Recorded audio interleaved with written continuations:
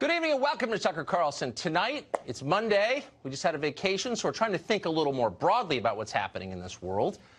Here's what we've come up with. If you had to boil down the Democratic Party's long-term goals to the most important goals, the first would be this, and it's obvious. The federal government ought to cover the essentials of life for most people. Health care, college, housing, food, in some cases a guaranteed basic income. That's the program the Democrats espouse. Another word for it might be socialism. The party's other long-term goal is the elimination of meaningful restrictions on immigration into this country. Get rid of ICE, accept most refugees, give citizenship to tens of millions of people here illegally. In other words, open borders.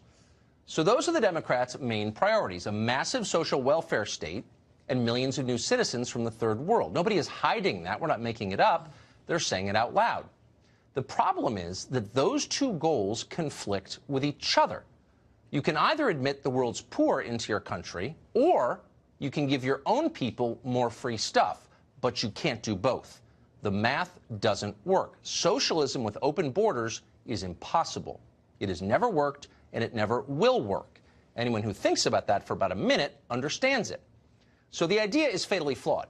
The question is, how do you sell a program that can never actually work?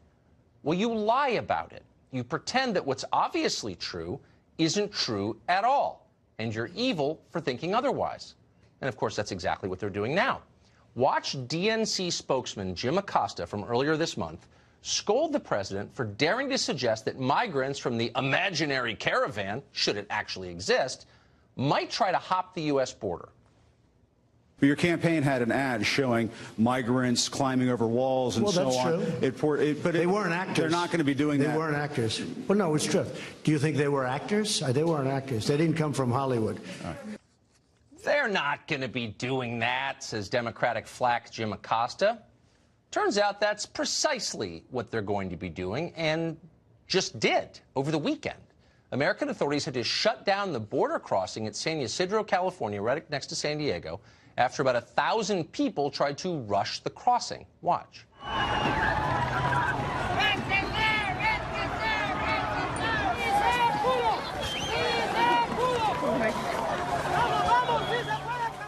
So that's what the DNC channels told us was never going to happen. And of course, it did happen, and it was bad. Mexican riot police and U.S. border agents both came under attack from the mob, which threw rocks at them. With no meaningful wall along the borders, authorities used tear gas to disperse the crowd.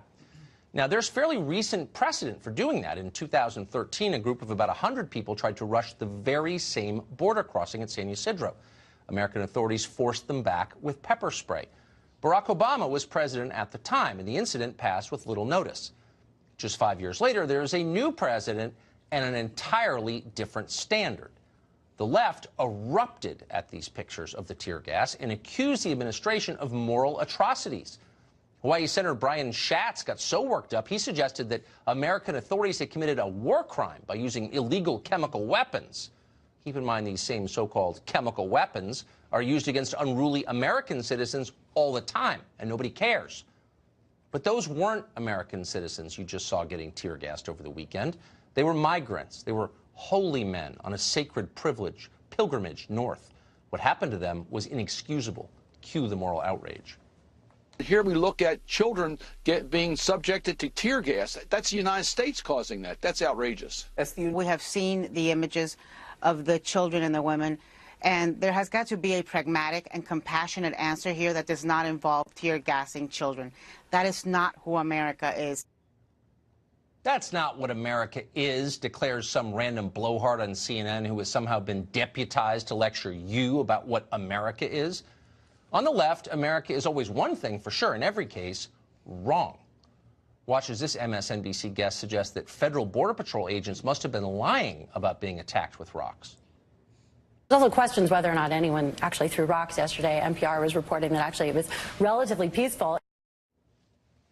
Yep, relatively peaceful, except for this scene, which somehow didn't make it into many news reports.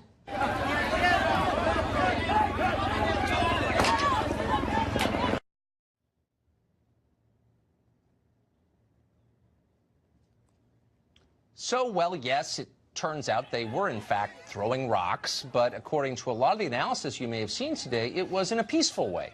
gentle rock throwing, really more tossing than throwing, playful, actually. Now, here's a different perspective. This is from someone who was actually there in San Ysidro, and in contrast to the people you just saw, is not a professional propagandist. I kind of challenged that this was a peaceful protest, or that the majority of these people were claiming asylum. We ended up making about 42 arrests. Only 8 of those were females, and there were only a few children involved. The vast majority of the people we're dealing with are adult males. One of the groups that I watched, one of the groups that actually several of them were arrested, they passed 10 or 15 marked Border Patrol units walking east to west, or west to east, I'm sorry. Numerous uniformed personnel as they were chanting, waving a Honduran flag, and throwing rocks at the agents. If they were truly asylum seekers, they would have just walked up with their hands up and surrendered, and that did not take place. What I find unconscionable is that people would intentionally take children into this situation. What we saw over and over yesterday was that the group, the caravan, as we call them, would push women and children towards the front and then begin basically rocking our agents. So there you have it. We'll let you reach your own conclusions about who is telling the truth about what's happening right now on our southern border. Check the video before you make up your mind. But as you ponder it, step back and ask yourself some more fundamental questions. Is there a natural limit to this kind of immigration? How many resources does America really have to share with the rest of the world? Are we as rich as we assume we are? Are you? How many poor people can we realistically accept before we're not that rich at all, but increasingly resemble the countries from which these people are fleeing?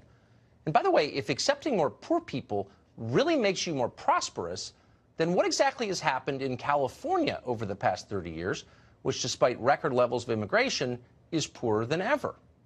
Now, it's possible there are good answers to these questions, logical answers. On the other hand, if there are answers, why is the left trying to prevent you from asking the questions?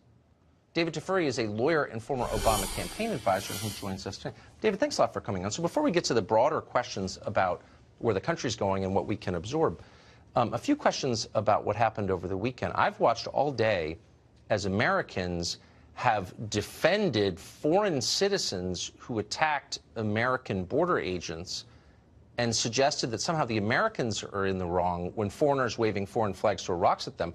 How does that work? Well, you showed some compelling footage, and I think both sides of this debate need to take a deep breath and think about their positions. So I agree with you, remember, that we have the right to control our border and decide who gets in. On the other side, we also have to use rule of law when we process people who do have the right to apply for political asylum under the laws of our country and have the right to do that and while being in a peaceful place and not under the economic and serious security situation that they face in Honduras. And now there's a compromise. Let me tell you what the proper compromise is. But hold on. Let's just address the facts of this case just for a second. If they were applying for asylum, then why did they rush the border crossing? Is that what asylum application looks like? Well, not all of them are probably going to meet the standard for asylum, clearly. But would you say that someone who waves the flag of a foreign country as he rushes your border station is eligible for asylum? Well, I don't understand why they would be holding their flag when they're running from that country. So that's a good point. But some of them, what if they rush but what if they try and bum rush the border agents? Doesn't that immediately disqualify them? Well, we both agree that they have no right to bum rush our border, and we have the right to use force, not lethal force, but a non-lethal force to prevent them from coming across. And for those who threw rocks, it was right for our Border Patrol agents to arrest them and even to use tear gas if that's what they needed to do to stop them from coming across. Then why is everyone, but at the same I agree time, with you. Hold on, why is everyone lying about this? Why is the DNC and all the people who work for them, Acosta and all the buffoons you see on television, why are they demanding that we not believe our eyes, that there's no caravan they're telling us, they would never hop the border, you're a racist if you think they're attacking us? Why are they lying to us, do you think? Well, it's not for me to explain what they're saying. What I want to do is to talk about what is a sensible solution to this, which is the compromise that was reached in October between the U.S., Mexico, and UNHCR, which is the UN Refugee Agency, which is these people stay in Mexico. They are given housing, they can stay there, and they are allowed to apply for political asylum in the U.S. while in Mexico. And during that time, they will be processed legally, and their rights will be adjudicated via our process. And if they don't meet the standard, they can't come in. And many of them, in the meantime, will likely find jobs in Mexico or go home. And that's already happened. Look, but what I find so striking, and look, I just want to be really clear, as I have been many times, I have total sympathy for someone who wants to come here. I'm glad to be a citizen, okay? And I understand why they want to be. But what about our interests? Like, how many people can we absorb? Because no one's even pretending this is going to make us a better or richer country. Like, that's a lie, and everyone knows it. It's going to make us poorer, obviously accepting a lot of poor people when automation is making our own jobs go away. So how many people can we accept before this country really changes for the worse? Seriously, it's a serious question. Well, I mean, why is nobody asking that question? We have different views of where America is. You paint America to be this feeble state that can barely deal with a couple thousand people who want to be processed for political stuff. I think we are still the wealthiest, strongest country in the world. But is it good and we for also us? we But is it also good have for accepted us? many immigrants. Everyone here, unless you're Native American, you are an immigrant. No, but you're giving doesn't me matter a how far you go back. So you're appealing to let me answer. a real answer. Like, what's the number? So we've got 320 million people. I've got a bunch of kids. I plan to die in this country, and I kind of want to know what it's going to look like, and I want a voice in that. So what can I expect? How many more people do we let in before it's enough? Well, we're letting in far fewer this year and last year than we did before. But what's a good number? What should I look forward to? And we have an immigration problem, which is we have too many people here who are here unlawfully. We need to deal with that problem. But we can't completely cut off immigration. We have to have sensible immigration. We have to protect our border, but not close our border. I know what the bumper stickers are. I just want to know. I want someone to tell me 50 years from now, here's what America will look like. Well, but no one wants to have that conversation because debate. You know why? That debate, it's nice to have that debate here, but that debate needs to take place in Congress. I don't hear Congress it anywhere. has to pass an immigration law that makes these decisions. It sets numbers and it decides Let's have a real conversation. How many people we're going to let in and from what countries. Because no one else is doing it. I want it on this show. It's the only show that actually has that conversation, and no one will engage with me. I'm engaging with you. Thank you, David. Great to see you. Thank you. Brandon Judd is president of the National Border Patrol Council, and he joins us today. Brandon, thanks a lot for coming on. Do you think it's... I'm really struck by the waving the foreign flag and throwing the rocks. So we're told, and I think it's true in some cases, people want to come and they want to be part of America, and they're good people, and I absolutely believe that. But if someone's waving a foreign flag on our border and throwing rocks, isn't that person instantly disqualified from consideration? You would hope so, and that's why people are calling this an invasion. How is it not an invasion when you have thousands of people that are bum rushing our border, waving another country's flag, and throwing rocks at our law enforcement agents? That's absolutely ridiculous to consider that we're even talking about this right now. So the question is, how much would you have to hate your own country to make excuses for that kind of behavior? You know, and let's be honest, how much do they really hate their country if they are waving their own American flag? I mean, yes, you're talking about the liberal. Yes, you're talking about the liberal. By the way, if I could blame one group, it's not the migrants looking for higher wages. No, it's the liberal media that's inviting the people them. making excuses for inexcusable behavior. The apologists. Absolutely. Look, when you're constantly going on the news and you're constantly vilifying the good people and you're glamorizing the bad people who are committing atrocious acts, more people are going to do that, and that's one of the magnets that are drawing people here, and that's why we face such a problem on the border. This debate's going to continue to rage until the Democrats finally say, we want border security. Border security is what the vast majority of the American public wants. We want it too. Let's get it done. I always think about the guys who are tasked with carrying out our laws that Congress passes, by the way. The buffoons yelling about this are the ones who could change it if they wanted. What must it be like to be a Border Patrol agent, ICE agent, and to turn on the TV and watch some chin-tugger call you a Nazi? It's horrible. It's demoralizing. It makes you second guess where this country is going when, again, I love this country, which is one of the reasons why I am a Border Patrol agent. It's one of the reasons why I put on a uniform and go out and patrol the border. It's to keep this country safe. And to have people calling me a Nazi for enforcing the laws that Democrats passed. Remember, this policy by which we deployed this tear gas, that's an Obama policy. That policy was written under the Obama administration and implemented under the Obama administration, yet you don't hear people talking about that. They just want to embarrass President Trump. Well, how can that be true? Because I saw today where the senator from Hawaii, Brian Schatz, compared it to a war crime. That's rhetoric. That's politics. Again, we continually get politicized in this country. Our law enforcement is constantly being politicized. Tucker, you'll be the first person to say if a law enforcement agent or officer does something wrong, that person should be held accountable. The problem is we're holding our law enforcement officers and agents accountable for not doing anything wrong just because you don't like them or you don't like the mission that they perform. All of a sudden they become Well, you bad see guys. these demagogues standing up and saying, if you dare carry out the law that I passed, you're in violation of God's law or something. It's like total insanity. Exactly, and that's why it becomes so difficult to recruit law enforcement Well, of course, officers that's right. agents And in it's the this same with country. cops. I mean, who would honestly want, we need cops, we need Border Patrol agents, who would want to be one? Yeah, It's, why? People are not thinking through the implications. No, they're not. Brandon, thanks very much. Thank you, Tucker. Great to see you. Even Hillary Clinton appears to have begun to realize that open borders are not sustainable, certainly in a democracy. Others on the left may be realizing it too, and one of the smartest of that group joins us next. But George Papadopoulos going to jail today. His wife joins us to explain how sending her husband to jail makes America a lot safer. We'll be right back.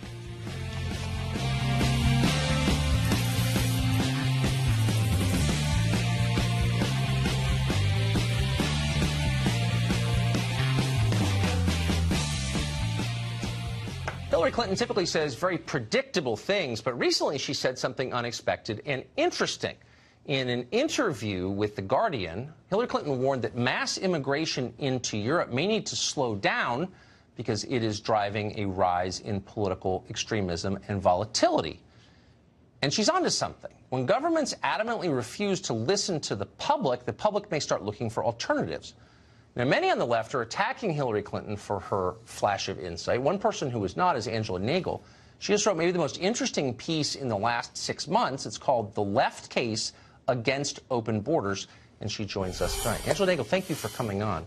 I'll say I have no idea what the rest of your politics are, but I thought this was such a smart and brave piece. I can't imagine what kind of reaction you got to it. But tell me if I'm mischaracterizing it. You're making the case that open borders may harm low-wage workers in the country whose borders are open. Is that a fair statement of what you're saying? Yes, I mean, I think it's kind of a disaster for working people on both sides. Countries that have a lot of problems with, emigration, with brain drain, yes, simply can't keep their professional class. And then the countries that migrants tend to move to, I mean, there's low-wage migrants, and it's not their fault. We shouldn't blame the migrants, but we really need to start putting pressure on businesses and employers. The conversation has all been around ICE and the border, but the truth is, if you don't put a lot of pressure on the employers, the migration situation is going to continue to be in a state of crisis. Well, I agree with that. And one of the most bewildering things in the last couple of years is watching, not people on the actual left, I think you're on the actual left, but the sort of American liberal left, taking the side of Tyson's Chicken or some other big employer, in effect. When did that happen? When did that change take place? I'm not exactly sure when it happened, but like a lot of these things, there is this kind of bubble around the media class who change a position on something overnight, and then the rest of the world wakes up and finds that this moral taboo has been erected kind of overnight. But, as I said in the piece, billionaire-funded free market think tanks have been churning out open borders ideology for years now, and it's a shame that that people who should be offering an alternative that places, the lot of workers at its center, but also the relationship between the kind of like almost imperial relationship between the big world-dominating economies and others. I mean, right now we're seeing this really tragic situation on the border. And the thing is, I defend in the piece America's right to have borders and to have a sovereign nation. Right. But, Trump was supposed to be the America First guy, and the truth is that, a lot of time with American foreign policy, America is not respecting the sovereignty of other nations, whether it's through military interventions in the Middle East or economic interventions in Latin America. And we're seeing the consequences of that now. But it's just a very shallow debate where we just... I agree. I can't believe I'm agreeing with you, but I am. And I respect your braveness. I'm sure you took a lot of heat for this, but I hope that it starts a much-needed conversation I hope so on too. the left. Thank you, Angela Nagel. I appreciate it. Thank you. Author and columnist Mark Stein joins us. So, Mark, there you heard someone on the actual American left make the point that I think we've been talking about for a couple of years now, that the people who are telling you they're on the side of civil rights are actually on the side of some creepy global corporation that wants to reduce your rights. Why has nobody said this until, like, her? Well, I think it's because the so-called globalists actually have prioritized their own virtue signaling over the interests of the masses. I find it interesting, as one Irishman to an Irish lady, that Angela Nagel spent most of her life in Ireland, which has always had open borders with England. And she quotes in the piece Karl Marx pointing out that when large numbers of Irishmen went to England, it suited the bosses because it depressed wages, and it also created two groups of the working class, so that the English working class resented the Irish working class, and the Irish working class resented the English working class. It was in the boss's interest, and that's now actually the situation that the Democrats are inflicting on America. I saw Geraldo today. And he was going on about how the president needs to be more compassionate. We need more compassion with immigration. Compassion, compassion, compassion. Again, to quote Angela Nagel's piece, I don't see what the hell is so compassionate about there being more Somali doctors in Chicago than there are in the whole of Somalia, which is a nation of 80 million people. What's compassionate about denuding developing countries of their best and brightest, so that if you want to see a doctor in Somalia, you're screwed because all the Somali doctors are in Chicago? Why does nobody make that point? How are we helping if 1/3 of the population of El Salvador lives here? Why are we surprised when El Salvador is a mess?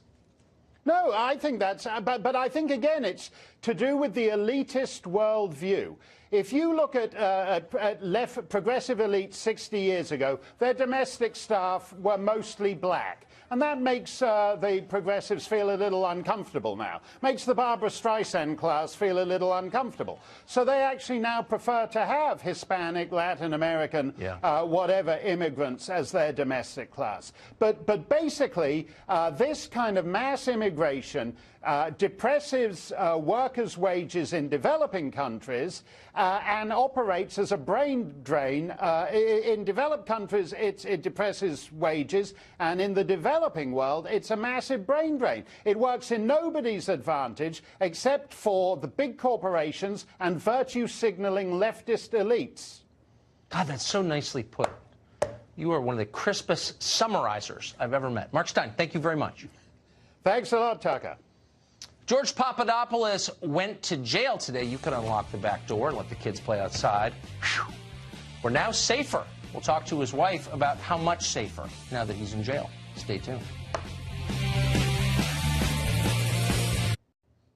Former Trump campaign advisor George Papadopoulos reported to jail today. He's serving a 14-day sentence. Supposedly, that sentence is necessary so that Robert Mueller can protect the rest of us and American democracy itself from the mortal threat of Russian operatives hiding in the bushes. Is there a single person in the United States of America who believes that? And if they don't believe that, if they know it's a lie, because obviously it is, what is the point of putting George Papadopoulos behind bars, or any of these people? Many are being financially ruined, their lives destroyed by the Mueller investigation. Is it achieving anything? Is it part of a partisan vendetta? What is the point? Simona Papadopoulos is George Papadopoulos' wife. She's been a tireless advocate on his behalf. She joins us tonight. First, of course, our sympathies to you that your husband is now behind bars. I just want to make sure we're absolutely clear on this. Is there evidence that he worked for the Russian government to subvert our democracy? Hi, Tucker. Thanks for inviting me. I'm tonight, I feel a lot of emotions. Mostly I feel defeated and scared. Scared not only for the 14 days of jail time, but mostly because something alike is completely groundless and based on inexistent contacts with Russian officials. I always stress, and I've been very vocal about the possibility for George to draw his plea agreement. He walked today into the jail with a lot of courage and resilience. But at the same time, I feel this decision very unfair. I'm not talking about the decision of the judge, but all the incriminating process fabricated by Mueller. This is clearly a fabrication. We know today many evidences came out recently about his zero level of involvement in the Russia collusion scheme. So I don't understand, honestly, how misremembering the date of the meeting with the Maltese professor and not as some channels said his Russian contacts could lead today to this jail in Wisconsin, where I walked him in a very stressful way. I feel honestly defeated. This is the democracy as a whole is undermined.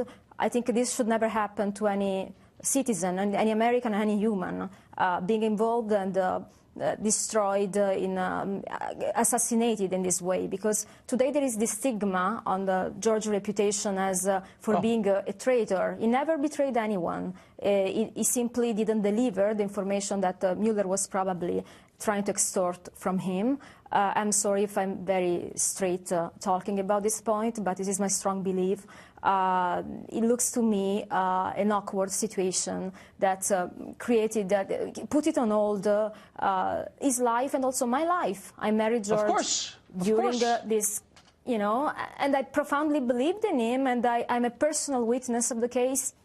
I know Joseph Mifsud is no Russian agent. I know this man since 5 years, and I can't understand how the meeting with this Maltese professor could lead to the crossfire hurricane first and then to George incarceration today. Well, he volunteered to help the Trump campaign. That may have been his real crime. We should care if an innocent man goes to jail, even for 2 weeks, and nobody cares, and we should care. Exactly. Simona, thank you very much. Completely. I know that you care. Of course, it's your husband. Thanks for joining us. Thank you so much. Thank you. Victor Davis Hanson is a senior fellow at the Hoover Institution. He joins us tonight. So without getting, Dr. Hanson, thank you very much for coming on tonight. There are so many details and threads in this story, but I keep wanting to come back to the core allegation, which is that American citizens colluded with the foreign government to rig the election. Is there any evidence of that? And if there isn't, then why are so many people seeing their lives destroyed? Well, there isn't in the terms of the Russian collusion mythology. I mean, 18 months ago and $25 or $30 million ago, if you had said we came up with Carter Page as a possible suspect, he hasn't been indicted, or Mr. Papadopoulos, or now we're going after Jerome Corsi and Roger Stone because they might have been playing fast and loose with the truth. That's like saying P.J. Barnum exaggerated. If that's what this whole thing was about, it's become, I could call it a circus, but it's a tragic circus. And what you get the impression, Tucker, is that what you cannot get in quality indictments, you're trying to justify with a quantity of indictments. Right. They're indicting everybody. And remember that this thing didn't start off well, Tucker. What starts off badly ends up worse. This whole idea of the special counsel came because James Comey had leaked confidential, maybe classified documents. That prompted his friend, Rod Rosenstein, who was very much involved in a FISA warrant that was not truly candid, to surveil Carter Page. And then their mutual friend, Robert Mueller, was selected. And then he also almost immediately picked a number of partisans. And remember, the media gushed and called them the Dream Team, the All-Stars, the Army. Two of them had given funds to the had defended Hillary Clinton associated clients. And we know what Mr. Strzok and Ms. Page did. And out of that nexus, we were told that they were going to find people who had tampered with the election. And the final irony is that of all of these misdemeanors that he's trying all over the world to collate, there were felonies right under his nose. Because Christopher Steele was a foreign national. And he could be indicted very easily, and he could be extradited. Unlike the Russians, we know that a presidential candidate hired through a firewall, GPS, Christopher Steele to find dirt on her opponent, and he did so, and he used Russian sources, which were also foreign nationals.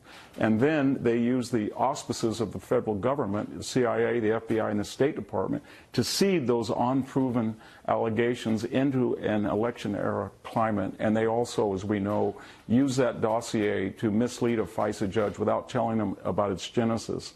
And out of all that, we don't get anything. I think, in conclusion, President Trump should just declassify these documents that have been requested by the congressional committees, stop the redaction, and then give a speech and say, I want to restore the sanctity of the special counsel.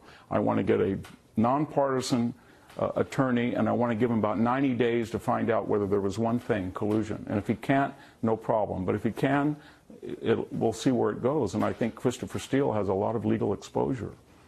And certainly start by declassifying this stuff so the rest of us can make a judgment, which I think we deserve at this point. Professor, thank you very much. I think it would be wise to do so, and it would be the ethical thing to do as well. I agree with that completely. Thanks. Well, a few months ago, we talked to a radio show host who told us that Twitter, presciently, would eventually silence him. It has happened. Why has Twitter silenced him? Our investigation into that is next.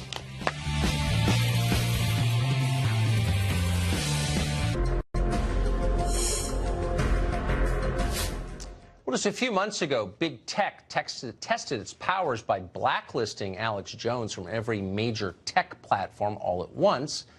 No one really said anything about it because Alex Jones, ew, we're not allowed to like him. We're supposed to think it's okay that he's deplatformed.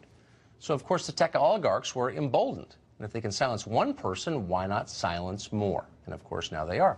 Jesse Kelly is a two-time congressional candidate. He hosts a radio show in Houston. Just a few months ago, he came on this show and predicted that Twitter eventually would censor him. You wrote this piece that I thought was really compelling about Alex Jones, and you said, look, I don't agree with Alex Jones's views, but that's not the point. The point, as you articulated, was if you can silence this guy because you don't like what he says, why can't they silence you or me? That is the point, Tucker, and they're coming for you and me next. Well, Kelly turned out to be right. Just this past Sunday, yesterday, Twitter shut down his account, and they did not explain why. Tonight, we're trying to find out what happened. Jesse Kelly joins us live. Jesse, thanks a lot for coming on. You knew this was coming. You presciently predicted it. Why did Twitter take you off its platform? Nobody knows. Twitter kicked me off the platform because I was a mainstream voice on the right that spoke the truth, Tucker, and that's all anybody knows. They've given me no explanation, as they told Congress they would give explanations. All they sent was an email that said you are permanently banned and you can't appeal it for repeated rules violations. Only I don't violate their rules. I don't cuss at people on there. I don't harass people on there. I don't do any of those ugly things that some people do. So Twitter's going to become what they are. All of a sudden, my account vanished like a Hillary Clinton email. Did you call them? I mean, it's not, let me just say, if you're in your business or my business, that's not a small thing. I mean, that's the way, one of the ways that you communicate with your listeners, one of the ways you disseminate your ideas, a main way you do. So did you call Twitter to find out, or have any contact with them at all? No number to call. In fact, once they banish your account, it wasn't a suspension. They completely banished me, so I'm not even able to log in and email Twitter's support. A friend of mine sent me a couple email addresses for people that supposedly work at Twitter, but I'm sure they're not going to answer any of those. They did exactly what I said they would do. They came for Alex Jones first because he's a nut job and they wanted to see how the right would react. They got him.